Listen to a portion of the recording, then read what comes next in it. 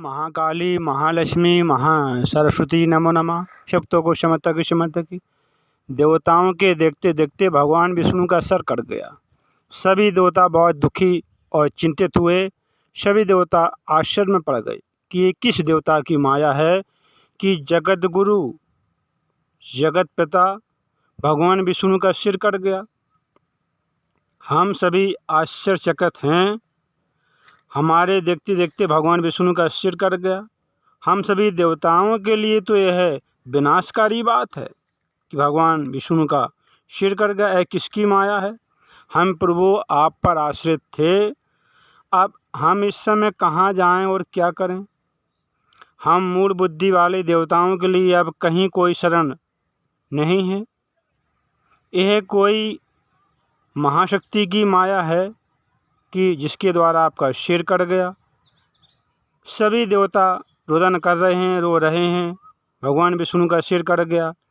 तब श्रेष्ठ देवगुरु बृहस्पति आए और सभी देवताओं को शांत करते हुए कहा, हे देवताओं, अब इस प्रकार रोदन करने से क्या लाभ है? इस समय तो विवेक का सहारा लेकर कोई उपाय करना चाहिए। हे देवेंद्र, भाग्य और पुरुषार्थ दोनों ही समान श्रेणी के हैं, फिर भी कोई उपाय करना चाहिए और वह देवयोग से ही सफल होगा। इंद्र बोले, मैं तो देव को श्रेष्ठ मानता हूँ। पुरुषार्थ को धिक्कार है, क्योंकि हम सभी देवताओं के देखते देखते भगवान विष्णु का सिर कट गया और जाकर सागर में गिरा। ब्रह्मा जी बोले, काल द्वारा जो भी शुभ अशुभ कर्मों का फल निर्धारित होता है उसे अवश्य भोगना पड़ता है। प्रत्येक मनुष्य को काल के द्वारा कालक्रम के अनुसार सुख दुख अवश्य भोगना पड़ता है, इसमें कोई संदेह नहीं है।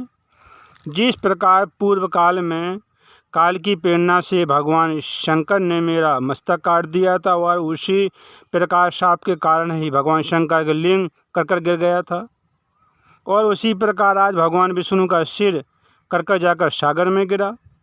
शाप के कारण ही इंद्र को भी सहस्त्र हजार बगों की प्राप्ति हुई थी। इंद्र के शरीर में 1000 बग के निशान बन गए थे।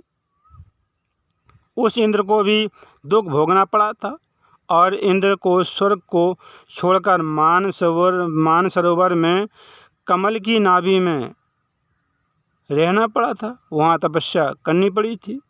इस संसार में जब इन महाभाग देवताओं को भी दुख को भोगना पड़ा था, तो फिर हम दुख से कैसे बच सकते हैं? इस दुख को भोगने से कैसे बच सकते हैं? अब आप लोग शोक का परित्याग कर दें और इस समय आप धैर्य धारण करें और भगवती महामाया महाविद्या सनातनी भुवनेश्वरी आदिशक्ति का ध्यान करें, उनकी भक्ति स्तुति करें। माता के द्वारा यह चराचर संपूर्ण त्रिलोक व्याप्त है। वे निर्गुणा परा प्रकृति हम लोगों के समस्त कार्य सिद्ध करेंगी। देवताओं से इस प्रकार कहकर ब्रह्मा जी ने कार्य की सिद्धि के लिए सम्मुख सशरीर विद्यमान वेदों को आदेश दिया। ब्रह्मा जी बोले, आप लोग समस्त कार्यों को सिद्ध करने वाली भगवती भुवनेश्वरी सनातनी देवी महामाया की स्तुति वंदना करें, उनकी भक्ति करें। ब्रह्मा जी का वचन सुनकर समस्त सुंदर अंगों वाली भुवनेश्वरी की वेद उनकी स्तुति भक्ति करने लगे। वेदों ने कहा, हे देवी, हे महामाया, हे जगजननी, हे शिवे निर्गुणे, हे भुवनेश्वरी, हम आपको बार बार नमस्कार करते हैं। आप सभी प्राणियों को आश्रय देने के लिए पृथ्वी स्वरूपा हैं। प्राणधारियों की भी आप प्राण हैं। बुद्धि, श्री, कांति, क्षमा, शांति, सिद्धा, मेधा, सब कुछ आप ही हैं। हे अम्बे, आप तीनों लोकों की रचना करने वाली हैं, सभी प्राणियों की माता हैं।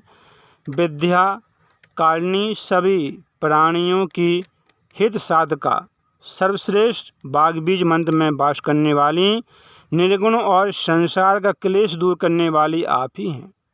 आपकी हम स्तुति भक्ति कर रहे हैं। ब्रह्मा विष्णु शिव, इंद्र, सरस्वती, अग्नि, सूर्य, वायु और सभी देवता आपके द्वारा उत्पन्न हैं। आप ही सभी चराचर जगत की माता हैं। हे जननी, जब आप जगत की रचना की कामना करती हैं तब माता आप सर्वप्रथम ब्रह्मा, विष्णु, महेश इन तीनों देवताओं का सृजन करती हैं। तीनों देवों के माध्यम से आप ही जगत का सृजन, पालन, संहार कार्य पूर्ण कराती हैं। हे देवी, संपूर्ण संसार में ऐसा कोई भी प्राणी नहीं जो आपके रूप को जान सके और ना ही कोई ऐसा योग पुरुष है जो आपके नामों की संख्या की गणना करने में समर्थ हो।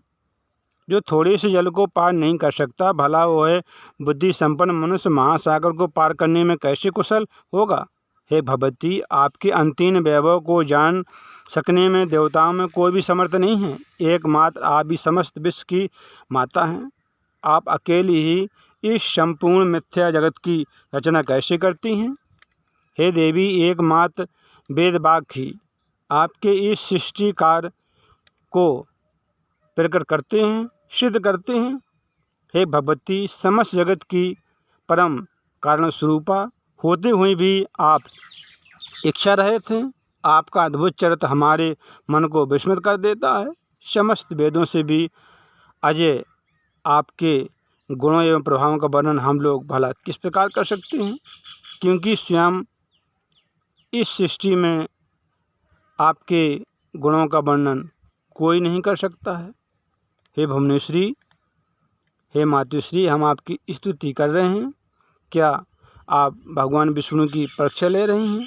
भगवान विष्णु ने कोई महान पाप किया है, उसका उनको फल मिला है, या भगवान विष्णु को अहंकार आ गया था?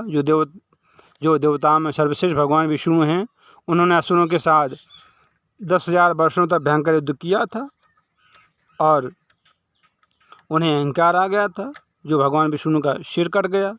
हे माता, आप दुख को नाश करने में कुशल हैं। हे माता, अब हम पर आप कृपा करें। हे भुवनेश्वरी, कृपा करें कि भगवान विष्णु को विजय के अहंकार हो गया था। भगवान विष्णु ने जो संग्राम का युद्ध किया, उस विजय के कारण भगवान विष्णु को अहंकार होगा, जिससे अतिशीघ्र भगवान विष्णु का सिर कट गया। यह आपकी कैसी लीला है माते, आपने कैसी लीला रची। हे माता, हम आपके मनोभावों को समझने में पूर्णतः असमर्थ हैं। कथा बहुत ही सुंदर और रोमांचकारी है। कथा देवी भागवत से है। कथा को सुनते रहें। फिर मिलेंगे अगली बार एक नई कथा के साथ। तब तक आप इस चैनल को देखते रहिए, कथा को सुनते रहें, काम करते रहें, मैया का नाम जपते रहें। शक्तों को क्षमता की क्षमता।